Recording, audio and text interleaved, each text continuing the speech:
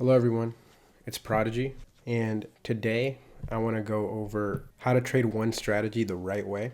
I don't want to necessarily discuss my strategy or go in depth about the details that make up my strategy and how I trade. Instead, I want to talk about the process of using one strategy, sticking to rules, sticking to your process, how you should practice risk management, and overcoming personal weaknesses that can cause hindrance in your trading success.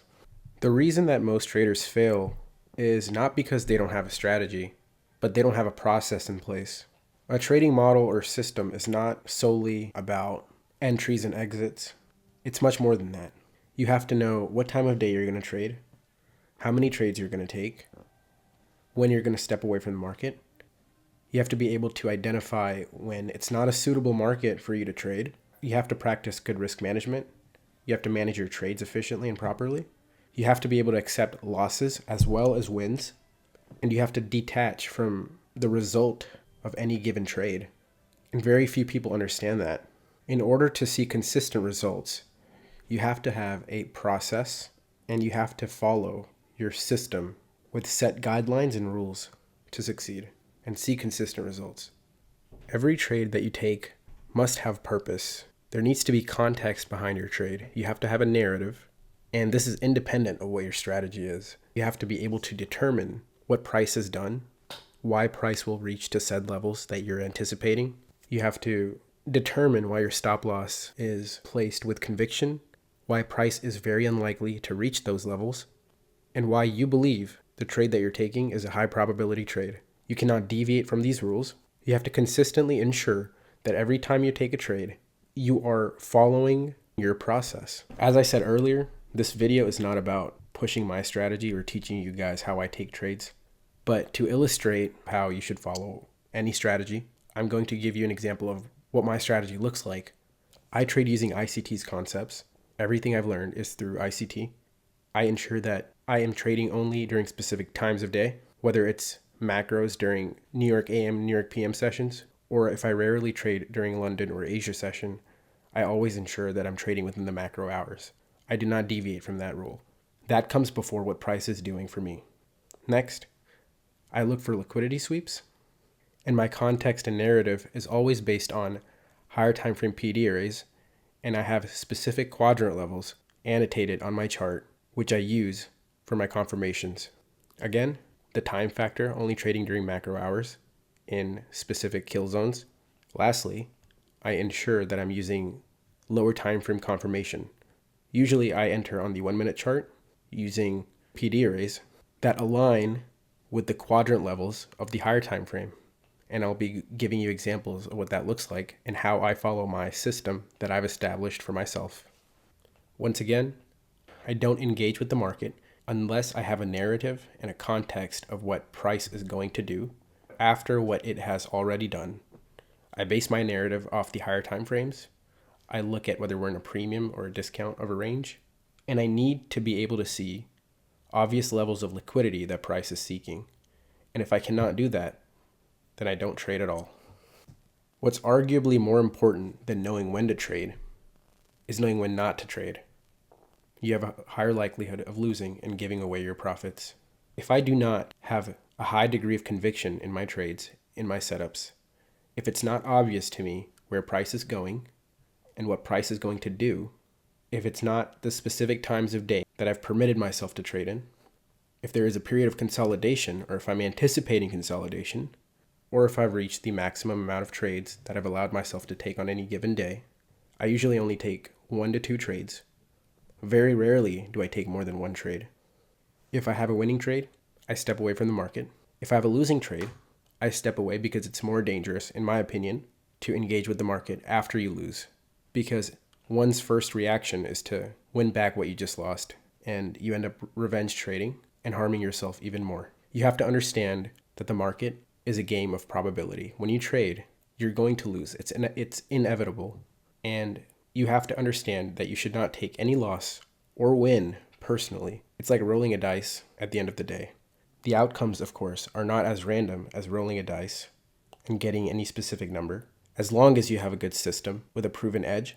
However, you have to treat the result of your trades as if it's random, and you should not take it personally.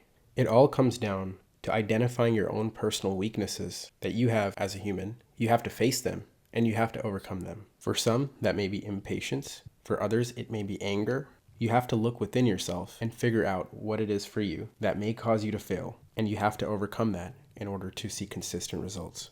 All right, I'm on my X profile page. Feel free to go and give it a follow if you haven't done so already. But I want to take you through some examples of the trades that I publicly post. Every trade I take, I post it on my X account, along with the live execution video on YouTube.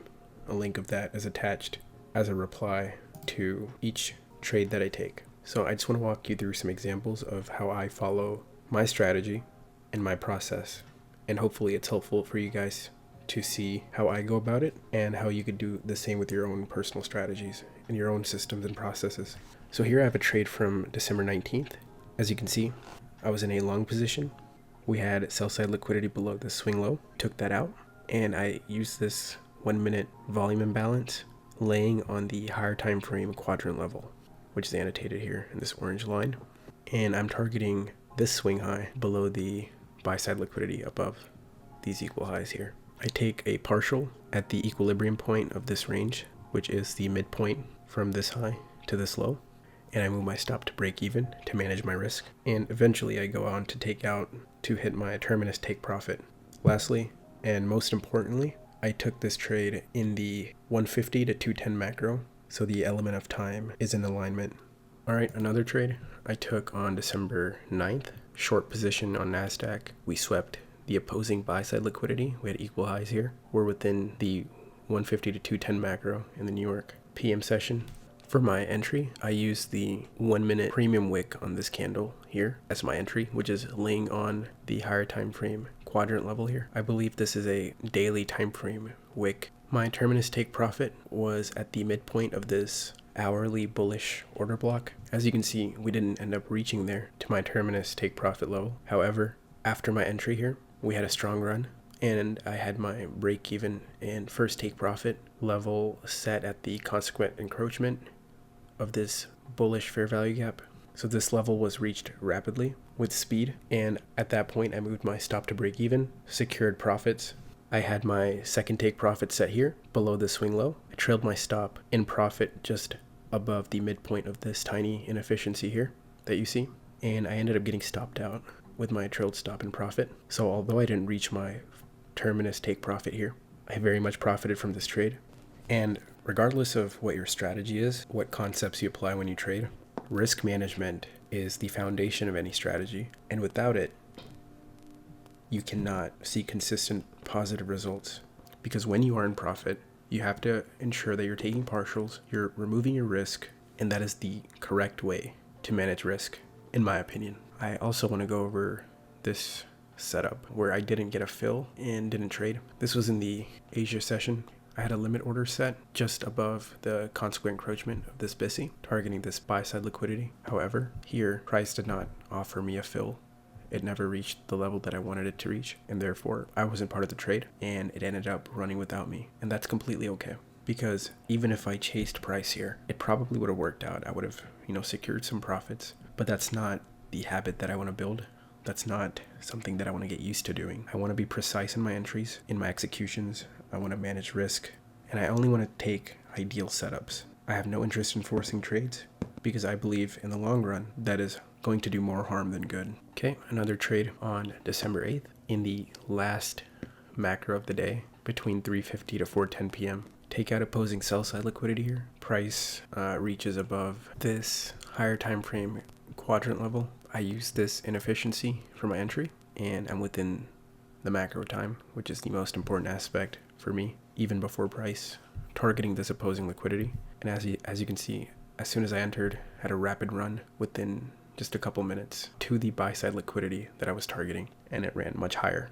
Although I missed out on this large portion of the run, this was my initial target, this swing high, so I feel no regret. I don't feel upset that I missed out on this large move because it wasn't part of my plan for this trade. So even if it runs another 100 points after my final take profit, I'm not interested. Once again, for all of the executions that I've taken, The live execution videos are posted on this YouTube channel, so you can visit them for more details and for a live breakthrough about how I went about taking the trades. Those are all the execution examples that I wanted to go through for this video. If you'd like to see more, you can visit my X profile page. I'll attach a link in the description of the video. It's also in my YouTube channel's profile description. And if you want to see my live execution videos, you can find them all in my YouTube channel as well. I hope this video was useful for you guys, and I hope you were able to take something out of it, and I appreciate you taking the time to watch. If you have any questions, please comment below. Thank you guys for watching, and I'll see you next time.